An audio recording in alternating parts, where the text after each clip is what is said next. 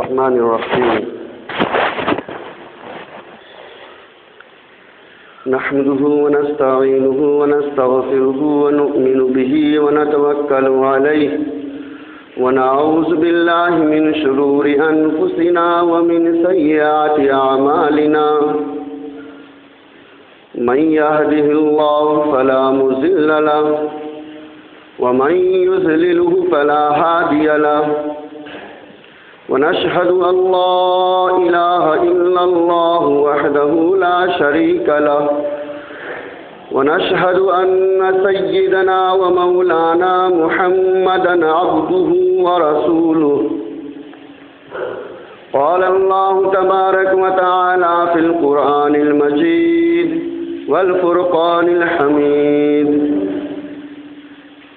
أعوذ بالله من الشيطان الرجيم ولله على الناس حج البيت من استطاع إليه سبيلا وعن ابن عمر رضي الله عنهما قال قال رسول الله صلى الله عليه وسلم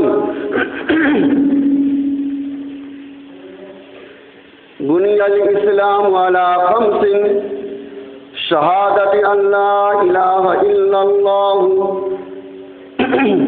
وإقام الصلاة وإيتاء الزكاة والصوم والحج أو كما قال عليه الصلاة والسلام۔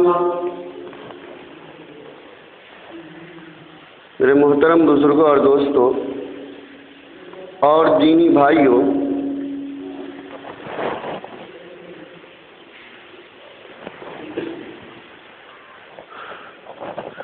آج آپ حضرات کی خدمت میں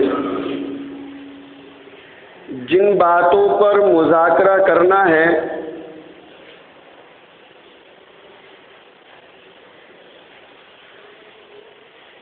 وہ 3 عنوان کے تحت ہیں۔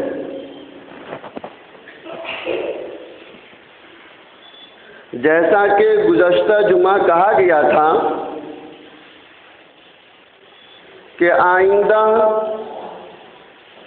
جمعہ ان باتوں کو مذاکرے میں لایا جائے گا کہ جو شخص استطاعت کے باوجود حج نہ کرے، اس سلسلے میں قرآن اور احادیث میں کیا موجود ہے،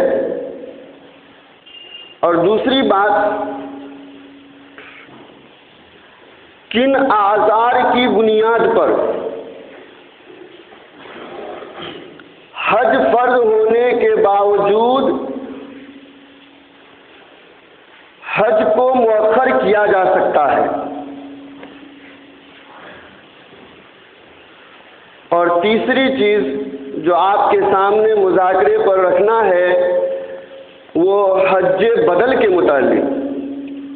دعا فرمائیں اللہ تعالیٰ ان تینوں عنوان پر قرآن و احادیث کی روشنی میں کچھ کہنے کی توفیق دے اور آپ سبھی حضرات کو عمل کرنے کی توفیق دے۔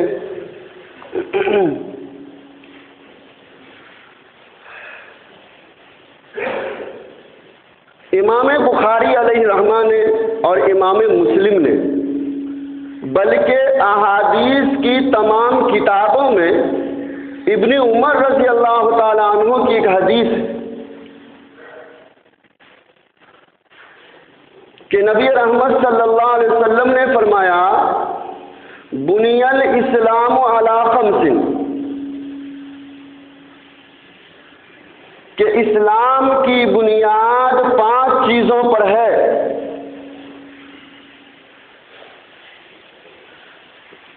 پہلی چیز کلمہ شہادت ہے، دوسری چیز نماز ہے، اور تیسری چیز رمضان المبارک کے روزے ہیں، اور چوتھی چیز زکوٰۃ ہے، اور 5ویں چیز حج کا کرنا ہے۔ اچھی طرح اس بات کو سمجھیے،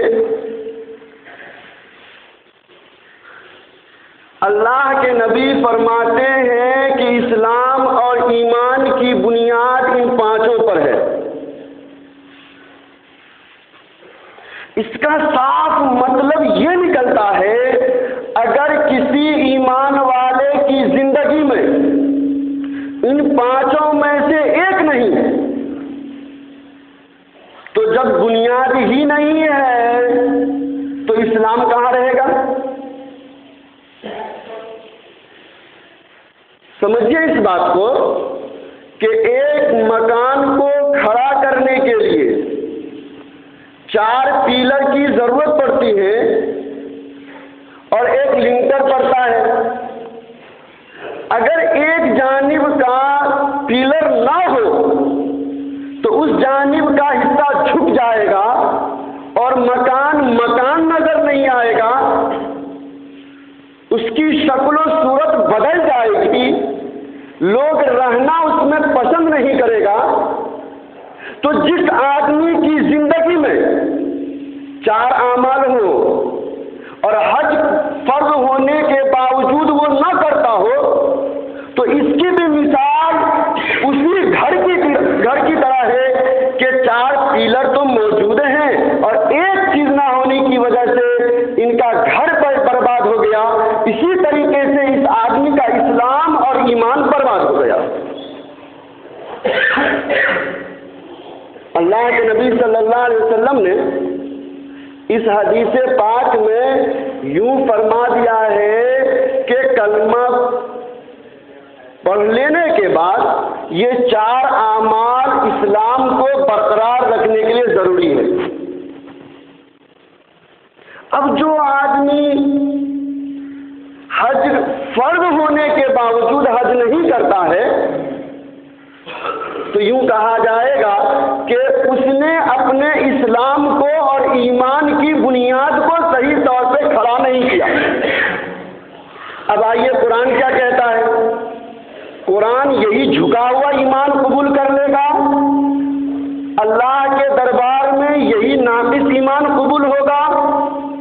سنیے میری بات مت سنیے، قرآن کی آیت نقل کرتا ہوں۔ قرآن نے کہا کہ تم ایمان لاؤ جیسا کہ صحابہ ایمان لائے تھے، 100%۔ یہ نہیں کلمہ قبول، نماز قبول، حج زکوٰۃ قبول، رمضان کا روزہ بھی قبول اور حج نہیں ہوگا ہم سے۔ اور ایک جگہ اللہ تعالیٰ نے فرمایا ادخلوا فی السلم کافہ، مکمل طور پر ایمان کے اندر داخل ہو جاؤ۔ نبی رحمت صلی اللہ علیہ وسلم نے ایمان کی مکمل بنیاد ان 4 چیزوں کو ٹھہرایا، تو ان 4 چیزوں کو اپنی زندگی میں لانے والا، مکمل اسلام پر عمل کرنے والا ہوگا۔ اگر کوئی ایک چیز کو چھوڑ دیتا ہے تو یہ مکمل اسلام اور مکمل ایمان پر تیار نہیں ہوا۔ اور قرآن کا مطالبہ ایمان کامل کا ہے، ایمان ناقص کا نہیں۔ تو اس حدیث پاک سے معلوم ہوا کہ حج ایک ایسی عبادت ہے کہ استطاعت کے باوجود نہ کیا تو ایمان تو ہے، لیکن وہ ایمان دربار خداوندی میں مقبول نہیں ہے۔ ہر آدمی اپنے نفس کو لے آئے یہاں پر اور غور کرے کہ انہوں نے دنیا کو ترجیح دیا یا آخرت کو۔ کیا ان کی نگاہ میں یہی فنا ہونے والا دنیا بہت اہم ہے کہ ان چند کوڑیوں کے لیے مالک دو جہاں کو وہ ناراض کر رہا ہے؟ اس بات کو میرے دوستوں سمجھنے کی ضرورت ہے۔ اب تک جتنے بھی آئے ہیں وہ دنیا چھوڑ کر چلے گئے ہیں، ہم کو بھی دنیا چھوڑ کر چلا جانا ہے۔ اس لیے جس ایمان والے پر حج فرض ہو، سب سے پہلا کام وہ ارادہ کر لیں کہ مجھے حج کو کرنا ہے۔ دوسری حدیث سنیے،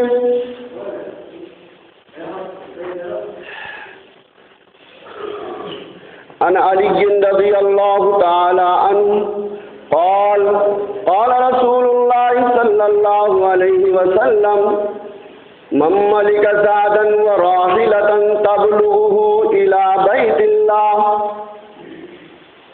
ولم يحج فلا عليه أن يموت يهوديا أو نصرانيا.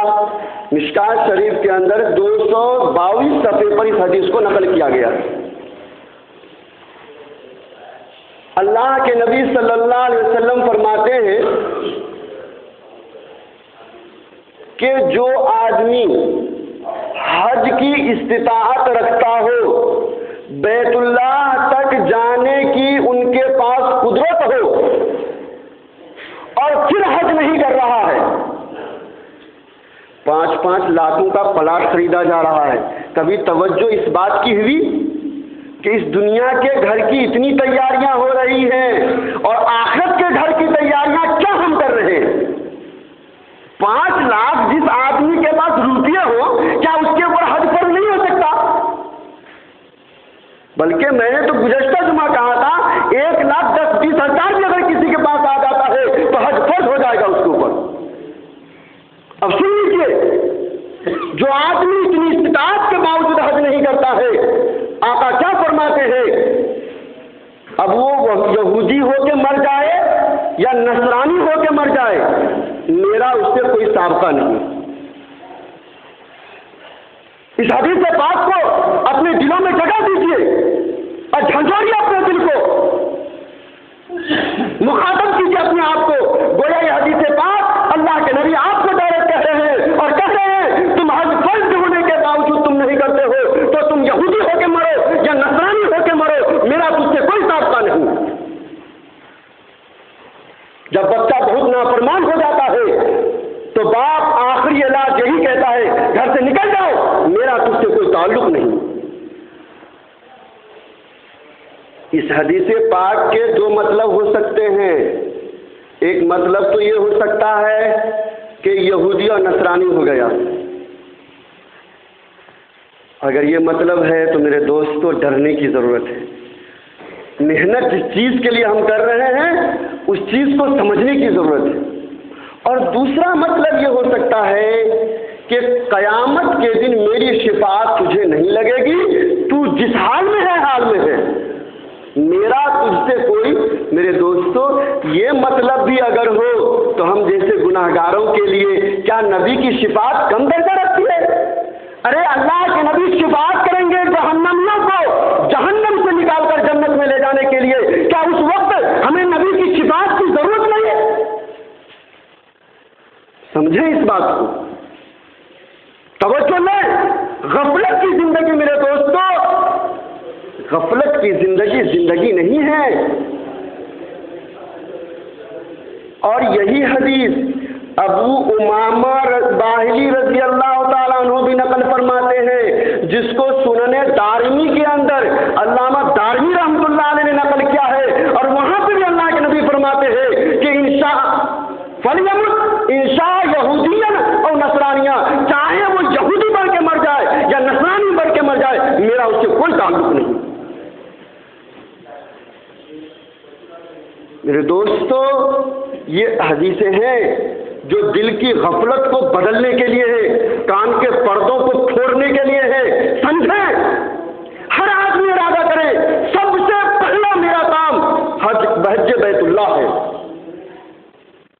کس چیز پہ ہم محنت کر رہے ہیں؟ اولادوں پر، دکانوں پر؟ بتائیں آج تک کوئی دکان لے کے گیا ہو؟ بینک بیلنس کو لے کے گیا ہو؟ کیا غفلت نہیں رکھتی ہم سے؟ میرے دوستو جس ایمان پر ہم فخر کرتے ہیں، کبھی تنہائی میں سوچیں تو بھی کہ واقعتاً ہم ایمان والے ہیں یا نہیں. یہ سوچنے کی چیز ہے.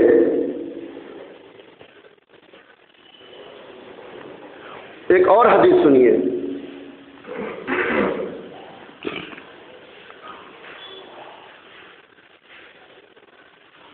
حضرت ابو سعید خدری رضی اللہ تعالیٰ عنہ کی روایت، ان رسول اللہ صلی اللہ علیہ وسلم یقول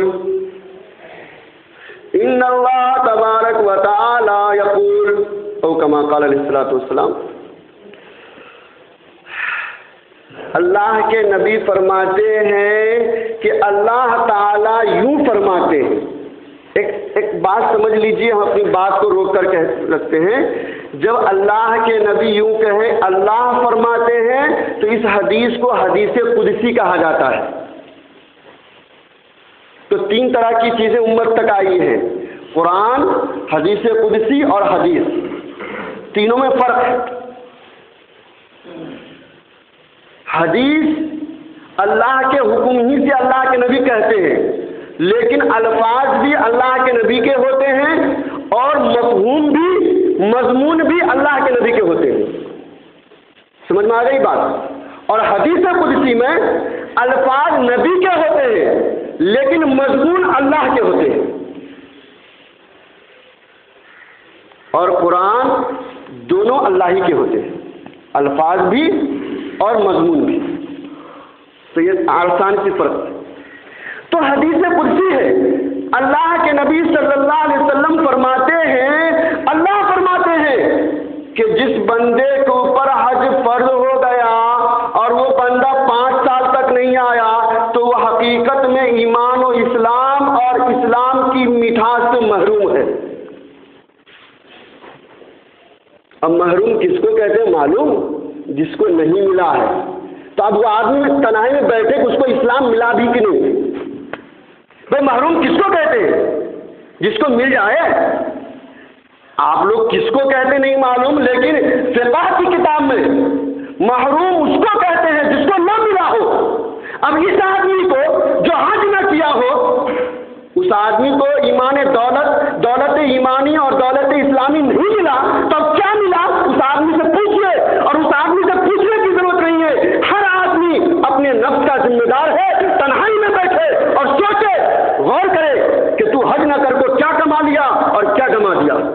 تیرا باپ تو تیرا نام محمد اسلم رکھا تھا اور کام تم نے ایسا کیا. تیرا باپ تو تیرا نام حضرت موسیٰ رکھا تھا اور کام تم نے فرعون جیسا کر دیا. تیرا باپ تیرا نام تو ابراہیم رکھا تھا اور کام تم نے نمرود جیسا کر دیا. ابراہیم تو حج کیے تھے علیہ السلام. تو ہر آدمی اپنے نفس کی ذمہ دار ہے. میرے دوستو، میں اس مضمون کو اتنی سختی سے اس لیے کر رہا ہوں، میں یہاں پر اپنی یقین کے ساتھ کہتا ہوں 100 میں 90 آدمی کے اوپر حج فرض ہوتا ہے. زندگی میں کبھی حج فرض ہو جاتا ہے اور یہ سمجھتا ہے میں تو بہت بڑا فقیر ہوں. کون ایسا آدمی اس مجمع کے اندر جس کو جو ہے یہ کبھی 1 لاکھ 1.5 لاکھ روپیہ نہ آیا ہو ہاتھ میں؟ کون ہے ایسا؟ بتائیں. میرے پاس نہ آیا ہو. مکانیں بنا، پلاٹیں خریدی جا رہی ہیں. اور اس زمانے میں اگر 30 سال پیچھے اگر کوئی چلے جائے تو وہاں پر 40,000 میں حج ہو رہا تھا. سمجھے، اپنے نفس کو مخاطب کریں. میری بات نہیں اور کسی کی بات نہیں، یہ قرآن و حدیث کی بات ہے. جائزہ لیں اس پس منظر میں کہ ہمیں کیا کرنا تھا. تو اب تک میرے دوستوں میں نے 3 حدیثیں آپ کی خدمت میں رکھا ہے. پہلی حدیث کا خلاصہ یہ ہوا کہ اسلام کی بنیاد 5 پر ہے. جب یہ نہیں ہے تو اب بنیاد ہی نہیں ہے تو پھر اسلام کہاں چلے گا؟ آپ خود غور کرو. دوسری حدیث کہ اللہ کے نبی نے فرمایا کہ جو حج فرض نہیں کرتا ہے وہ یہودی بن کے مر جائے یا نصرانی بن کے مر جائے، میرا اس سے کوئی تعلق نہیں ہے. اس حدیث کے پس منظر میں ہر آدمی اپنے نفس کو دیکھے. ایک شادی میں 2-2 لاکھ روپے خرچ ہوتے ہیں. اب سمجھے اس رقم پر حج فرض ہو گیا کہ نہیں؟ اور مسئلہ واضح ہے، حج مقدم ہے، شادی مؤخر ہے. مکان مقدم ہے، مکان بنانا، حج مقدم ہے، مکان کا بنانا مؤخر ہے.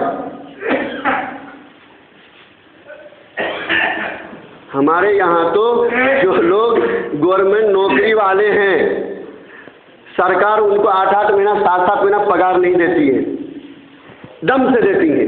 اب آپ ان لوگوں کے متعلق کیا فیصلہ کریں گے؟ آپ سمجھو. آپ ایک ہی مدد آپ دینے کا پگار دیتی ہیں اور وہ 1.5 لاکھ 2 لاکھ کے اوپر ہو جاتا ہے اور سب غفلت میں پڑا ہوا ہے. میرے دوستو، آپ حج کر لیجئے، غریب نہیں بن جائے گی۔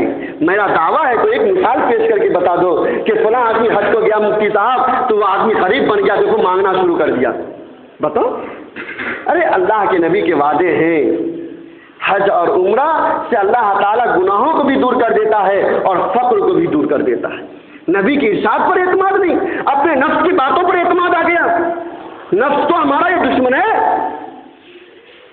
نفس کے ماننے والے ہمیشہ خسارے میں آئے ہیں۔ میرے دوستو، یہ 3 احادیث ہماری عبرت کے لیے کافی ہے اور ماننے والوں کے لیے کافی ہے، ورنہ احادیث کے ذخیروں میں جائیں آپ کو بے شمار حدیثیں ملیں گی۔ اللہ کے نبی نے اس دلدل سے امت کو بچانے کے لیے بہت سارے ڈرائے ہیں کہ ایسا مت کرو، کہیں ایسا نہ ہو کہ تم اپنے ایمان کو بھی کھو بیٹھو۔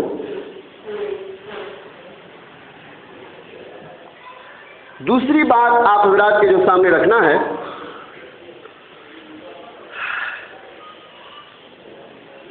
کن مجبوریوں کی وجہ سے حج کو مؤخر کیا جا سکتا ہے۔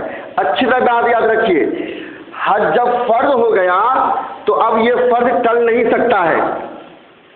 ہاں، کہیں اس مضمون کو اس میں لے آئیں گے آپ، اچھی طرح سن لیجئے، جب ایک انسان کے اوپر حج فرض ہو گیا تو اب کبھی بھی وہ حج فرض بدل نہیں سکتا، فرض ہی رہے گا، نہیں کرے گا تو اب وہ حدیث کا مصداق ہے، وہ یہودی بن کے مرا یا نصرانی بن کے مرا۔ میں جو بات کہہ رہا ہوں یہ کہ حج کو مؤخر کر سکتے ہیں۔ مثلا اس سال ہمارے اوپر حج فرض ہو گیا تو گزشتہ سال کر لیں یا تیسرے سال کر لیں، چوتھے سال کر لیں، یہ مؤخر کرنے کی اجازت ہے۔ وہ کن مجبوریوں کی بنیاد پر؟ ہر آدمی یہاں آ جائے، ذہن کو لے آئے، دل کو حاضر کرے اور سمجھے، میں اپنی طرف سے نہیں، نبی رحمت صلی اللہ علیہ وسلم کی حدیث نقل کر رہا ہوں۔ بہت سے دوست غفلت میں پڑے ہوئے ہیں، شادی کی وجہ سے حج کو مؤخر کیا جا رہا ہے، مکان کو بنانے کی وجہ سے حج کو مؤخر کیا جا رہا ہے، ریٹائرمنٹ ملے گا، یہ فقیر ہے نا، گورنمنٹ ان کو دے گا تو یہ حج کرے گا۔ بہت سے دوستوں سے پوچھو، ریٹائرمنٹ سے پہلے بھی دنیا سے ریٹائر ہوئے لوگ، ایسے لوگوں کو سوچنا چاہیے، گورنمنٹ کرنے سے پہلے کہ اللہ نہ کر دے آپ کو۔ تو آئیے ہم حدیث سے پوچھتے ہیں کہ کن مجبوریوں کے بنیاد پر حج فرض کو مؤخر کیا جا سکتا ہے۔ امام دارمی رحمۃ اللہ علیہ نے ایک حدیث نقل کیا ہے اور اللہ کے نبی صلی اللہ علیہ وسلم نے اس حدیث پاک کے اندر وہ مجبوریاں ذکر کیے ہیں جن مجبوریوں کی وجہ سے حج کو مؤخر کیا جا سکتا ہے۔ ان مجبوریوں کے علاوہ مؤخر کرنا تو حرام اور ناجائز ہے، اور پھر اس حدیث کے آخر میں اللہ کے نبی نے وہی کہا، ان کے علاوہ مؤخر کرنے والا مر گیا تو یہودی مر کے مرا یا نصرانی بن کے مرا، مجھ سے اس سے کوئی تعلق نہیں۔ سنیے حدیث پاک، عن ابی امامۃ رضی اللہ عنہ قال قال رسول اللہ صلی اللہ علیہ وسلم من لم یمنعہ حاجۃ ظاہرۃ او سلطان جائر او مرض حابس فمات ولم یحج فلیمت ان شاء یہودیا او نصرانیا۔ صاحب مشکات نے بھی اس حدیث کو نقل کیا ہے صفحہ 222 پر۔ ابو امامہ رضی اللہ تعالیٰ عنہ فرماتے ہیں کہ رسول اللہ صلی اللہ علیہ وسلم نے فرمایا، اللہ کے نبی صلی اللہ علیہ وسلم نے یہاں پر 3 مجبوریوں کا تذکرہ کیا ہے، 3 مجبوریوں کا، اس 3 کے علاوہ چوتھا نہیں، اور چوتھے کی وجہ سے مؤخر کیا اور مر گیا تو حدیث میں ہے اب یہودی بن کے مرا یا نصرانی بن کے مرا، میرا اس سے کوئی تعلق نہیں۔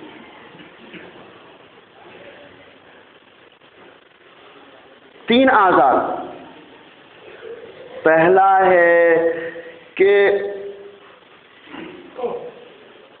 ایسی ضرورت پیش آ گئی، ایسی ضرورت پیش آ گئی جس کے بغیر کوئی چارہ نہ ہو۔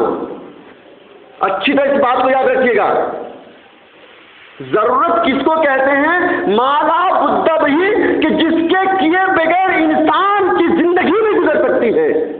ہاں، چھوٹے چھوٹے ضرورتوں کو بہانہ بنا دینا۔ اب جیسے کہ ابھی 10 ضرورتیں سامنے لایا، ان مکان بنانے کے لیے کہہ رہا تھا، کیا مکان کے بغیر اب تک یہ کیسے رہ رہا تھا؟ ویسے ہی ابھی بھی رہے گا۔ یہ مکان بنانا ضرورت نہیں۔ اللہ کے نبی نے ضرورت مطلق نہیں کہا ہے، اچھی یاد رکھیے، ضرورت کو مطلق نہیں کہا، ایسی ضرورت کہ جس کے بغیر کوئی چارہ ہی نہ ہو۔ جیسے کہ شوگر نہیں کھائے گا تو مر جائے گا، تو یہاں ضرورت شدید، تو اب شوگر کھانا اس کے لیے حلال ہوا۔ اس پوزیشن میں اس بات کو سمجھیے کہ جس کے بغیر کوئی چارہ ہی نہ ہو، اب ایسی صورت میں یہ آدمی جو ہے حج کو مؤخر کر سکتا ہے۔ تھوڑی سے بہانہ بنا کو دکان میں مال بڑھانا ہے، تو یہ پلاٹ خریدنا ہے، کہیں کو خریدنے کی ضرورت ہے نہیں، یہ سب نہیں۔ تو پہلی چیز۔ دوسری چیز، اللہ کے نبی نے ذکر فرمایا او سلطان جائر، یا ظالم بادشاہ آ گیا اس ملک کے اندر جس نے ان کو حج کرنے سے روک دیا۔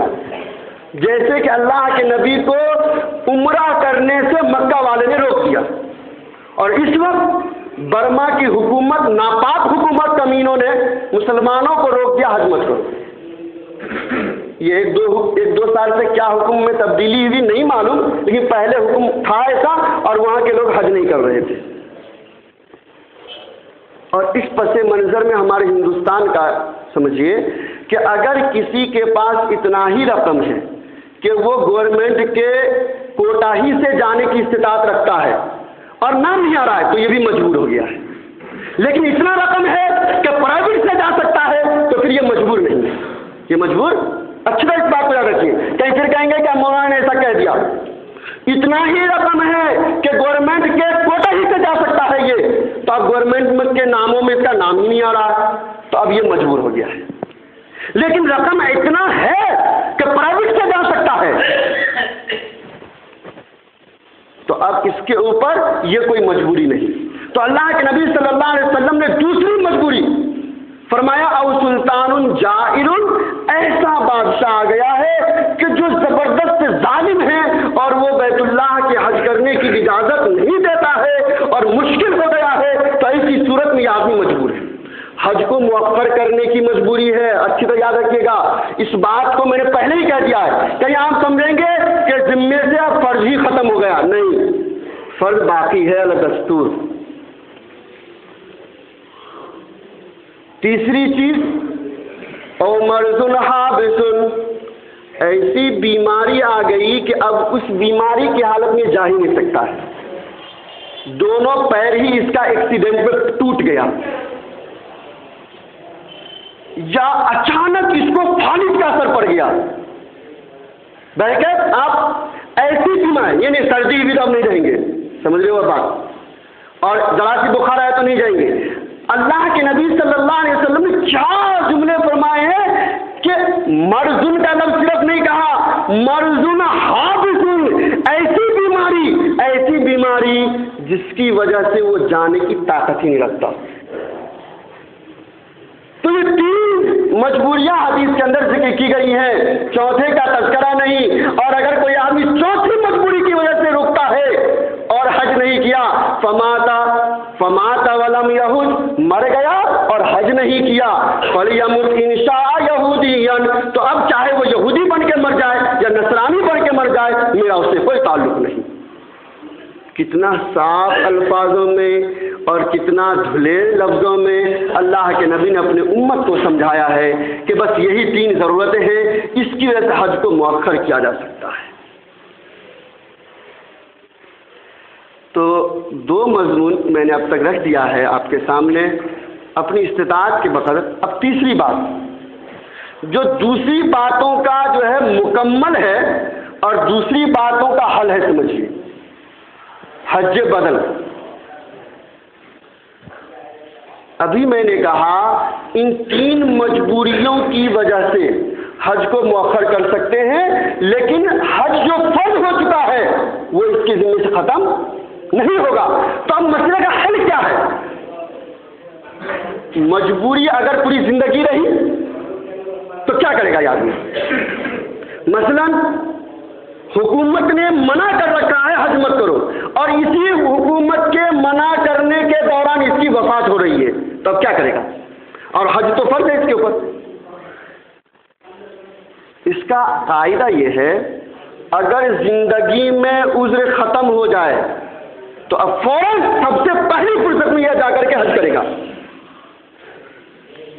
اور ختم نہیں ہوا تو یہ وصیت کر کے جائے گا اپنے بیٹوں کو کہ میرے اوپر حج فرض تھا، تم میرے طرف سے حج کر دو۔ اب بیٹا نالائق ہے تو ہوتے ہیں بعضوں کے بیٹے، اب دیکھو کتنے بیٹے ایسے جس کے باپ کے اوپر حج فرض تھا، کم سے کم عقل مندی کا تقاضا تو یہ تھا کہ کر دیتا۔ اب آئیں گے جھوٹے سے مولوی صاحب میرے باپ کے لیے دعا کر دو، میری دعا کیا کام آئے گی جبکہ نبی کی فتویٰ ساتھ جا رہی ہے تیرے باپ کے اوپر۔ عقل مند ہے تو اور سمجھدار ہے کہ میرے باپ کے اوپر حج فرض ہو چکا تھا اور غفلت نہیں کر چکا، ابھی بھی زندگی باقی ہے کہ اپنے ابا کے طرف سے تو حج کر کو جا اور ربا کو راضی کر لے۔ مولوی صاحب دعا کریں گے تو کیا نہیں ہوگا؟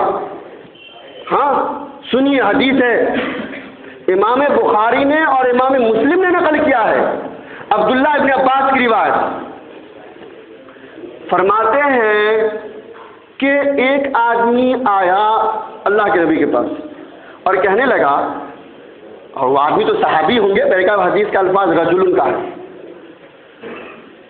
کہ ایک صحابی اللہ کے نبی کے پاس آئے اور کہنے لگے یا رسول اللہ میری بہن کے اوپر حج واجب تھا اور وہ حج نہیں کر سکی، کیا میں اس کے طرف سے حج کر دوں؟ ہاں دل بنتا ہے تو بہن کو بھی جنت میں لے جانے کی فکر ہوتی ہے، اور جب دل بگڑتا ہے تو باپ نے جو جائیداد دیے تھے نا اس باپ کو بھی بھول جاتا ہے، اور جس طریقے سے آج کے نئے اولاد بھول چکے ہیں، یاد رکھیے ہم کو بھی ہماری اولاد بھول جائیں گے، اس بھولنے سے پہلے بہتر ہے کہ ہم اپنا فرض خود ادا کر لیں۔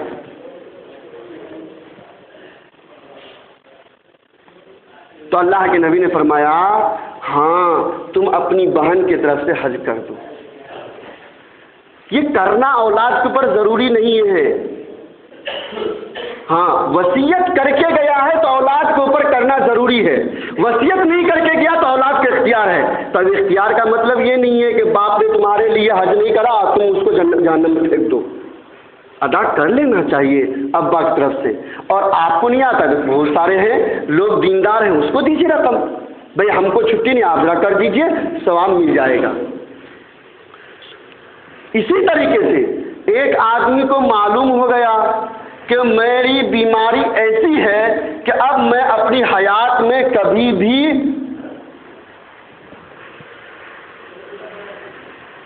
صحت یاب نہیں ہو سکتا، اور کبھی بھی اتنا مجھے طاقت نہیں ہوگا کہ میں حج جا کے کروں، تو اپنی زندگی میں بھی وہ دوسروں کو روپیہ دے کر حج بدل کرا سکتا ہے۔ سنیے ایک حدیث عبداللہ بن عباس رضی اللہ تعالیٰ عنہ کی، امام بخاری اور امام مسلم نے نقل کیا، صاحب مشکات نے صفحہ 222 پہ اس کو نقل کیا کہ عبداللہ بن عباس فرماتے ہیں قبیلے خثعم کی ایک عورت اللہ کے نبی صلی اللہ علیہ وسلم کی خدمت میں آئی اور کہنے لگی اے اللہ کے نبی میرے ابا پر حج ایسے وقت میں فرض ہوا کہ وہ سفر نہیں کر سکتی، سفر نہیں کر سکتا، وہ جانور کے اوپر سوار نہیں ہو سکتے، افحج عنہ کیا میں اس کے طرف سے حج کر دوں؟ اللہ کے نبی نے فرمایا ہاں تو اس کے طرف سے حج کر دے۔ معلوم ہوا زندگی میں بھی اگر کسی کو یقین ہو جائے کہ اب میں صحیح نہیں ہو سکتا تو بہتر ہے اپنی زندگی ہی میں اپنے طرف سے حج کروا دے، ورنہ یہ نالائق بیٹے ہماری دولتوں کو عیش و عزت میں خرچ کریں گے اور ہماری آخرت کے متعلق ذرا بھی فکر نہیں کریں گے۔ تو میرے دوستو یہ 3 مضامین آپ کی خدمت میں رکھنا ہوا۔ حج نہ کرنے پر اللہ کے نبی صلی اللہ علیہ وسلم نے فرمایا کہ حج کی بنیاد 5 چیزوں پر ہے، جس کی زندگی میں ایک چیز نہیں، گویا جب بنیاد ہی نہیں تو چھت کہاں برقرار رہے گا۔ دوسری حدیث آپ کی خدمت میں رکھا کہ جو آدمی حج استطاعت کے باوجود نہیں کرتا ہے، ایسا آدمی یہودی بن کے مر جائے یا نصرانی بن کے مر جائے، اللہ کے نبی فرماتے میرا اس سے کوئی تعلق نہیں۔ تیسری حدیث ابو سعید خدری کے آپ کے خدمت میں رکھا کہ اللہ تعالیٰ فرماتے ہیں، یہ حدیث قدسی ہے، کہ جو آدمی 5 سال تک حج کو مؤخر کرے گا اور حج نہیں کرا تو وہ محروم ہے. محروم کا مطلب ہے کہ اس کو دولت ایمانی ملا ہی نہیں. اور پھر دوسری مضمون آپ کی خدمت میں رکھا کہ 3 چیزوں کی وجہ سے حج کو مؤخر کیا جا سکتا ہے. مؤخر کیا جا سکتا ہے؟ حاجت ظاہرۃ، ایسی ضرورت کہ جس کے بغیر کوئی چارہ ہی نہ ہو. سلطان جائر، ظالم بادشاہ جنہوں نے قانون بنا دیا ہے کہ نہیں جایا جا سکتا ہمارے ملک سے کوئی حج کے لیے. تیسری ضرورت مرض حابس، ایسی بیماری کہ جس بیماری کی وجہ سے وہ حج کو جایا نہیں کیا جا سکتا. تیسری بات آپ کے سامنے جو رکھا ہے حج بدل کے سلسلے میں کہ اگر کوئی آدمی ان مجبوریوں میں گھر گیا تو وہ حج بدل کرا سکتا ہے اپنی زندگی کے اندر بھی. اور زندگی کے اندر حج بدل نہیں کرا سکا تو کسی کو وصیت کر کے جائے کہ میرے یہ پیسے لے، میرے طرف سے حج بدل کر کو آنا. تو اللہ تعالیٰ سے دعا کیجئے اللہ تعالیٰ ہم سبھی حضرات کو ان تینوں مضامین پر عمل کرنے کی توفیق عطا فرمائے. میرے دوستو، آخر میں پھر آپ سے گزارش ہے اور دل کی گہرائی سے گزارش ہے، حج کر لیجئے ورنہ ایمان کا خطرہ ہے. بہت ہی عاجزانہ آپ سے درخواست ہے. اور آپ مت سمجھو کہ ہم فلاں سال کر لیں گے، اس بیچ میں موت نے آپ کا گلا دبا دیا تو دنیا بھی گیا اور آخرت بھی گیا. انشاءاللہ آئندہ ہم یہ ذکر کریں گے حج کے کتنے قسمیں ہیں اور حج کرنے کے کیا طریقے ہیں اور حج میں کن کاموں کو کرنے سے حج میں دم واجب ہو جاتا ہے، یعنی حج کی حالت احرام میں کن کاموں کو نہیں کرنا چاہیے کہ جن کی کرنے کی وجہ سے دم واجب ہو جاتا ہے. دعا فرمائیں اللہ تعالیٰ ہم سبھی حضرات کو عمل کی توفیق عطا فرمائے. آمین. مولانا نماز پڑھیں گے؟ بولو پڑھیں گے کیا نماز؟ پڑھیں گے؟ پڑھا دو، تھک جاتا ہوں.